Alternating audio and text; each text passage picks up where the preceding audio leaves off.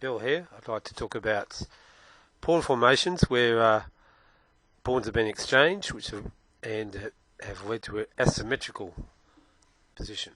So if we look at this one, this looks like it's coming from a Sicilian defence. The white D pawn has been exchanged with black C pawn. White has a half open D file, black has a half open C file. So we'll make a few moves. So typically D4 is played in Sicilian and it's being supported by a knight capture, and black's got a knight on D7. So we have white can be castle on either side reasonably safely. Black will tend to be safer castle and king side, though occasionally castle queen side despite the missing C pawn. Okay, now depending on how black moves his pawns to develop the bishops will determine what the variation of the Sicilian is. Okay, so with a fianchetto, this is called a dragon Sicilian. They call this bishop the dragon bishop. So the bishop's quite powerful, being on the longest diagonal of the board. A drawback is with this pawn moved one square, it will be easier for white to castle queen side and pawn storm black if black is castle king side. So I've made a few moves for black, which might be a good formation in some positions. So the knights are on their best squares, their natural squares. Black's castled short, bishop's moved one square, the knight's on its best square, and the rook's moved to the open file, and the queen's come out to a5 where it controls quite a few squares. Here's another setup.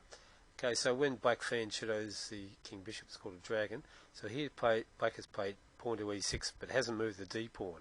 So this is a Khan or a Taimanov formation.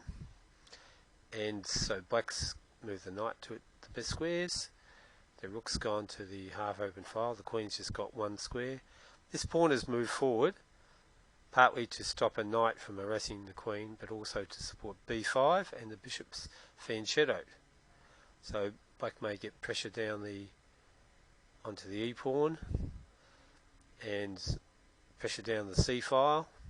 So black has expanded on the queen side. There's a number of different squares this bishop could move to depending on circumstances. One thing black does have to watch out for is e5 can be annoying if it, in a safe position.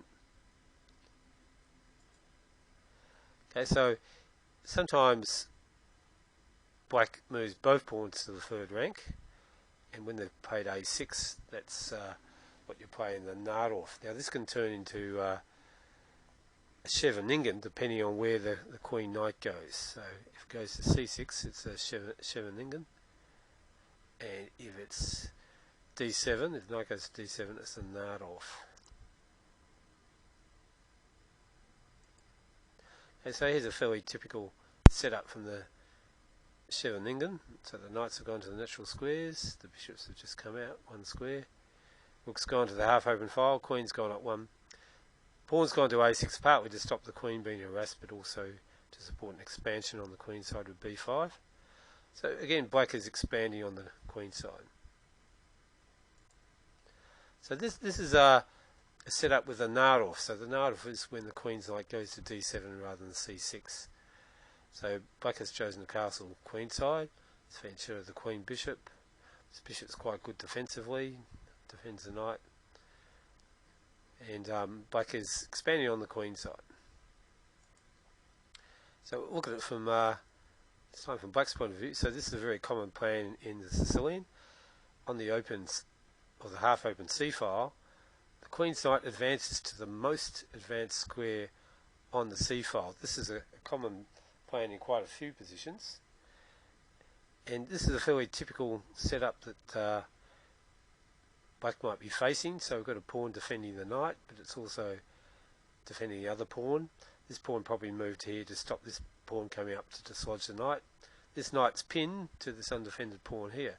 So a good plan for white is to Move the knight to the most advanced half-open square, and now the knight is threatening the bishop, the pawn, and also this pawn. So after knight takes pawn, pawn takes knight, rook takes knight, regains the piece.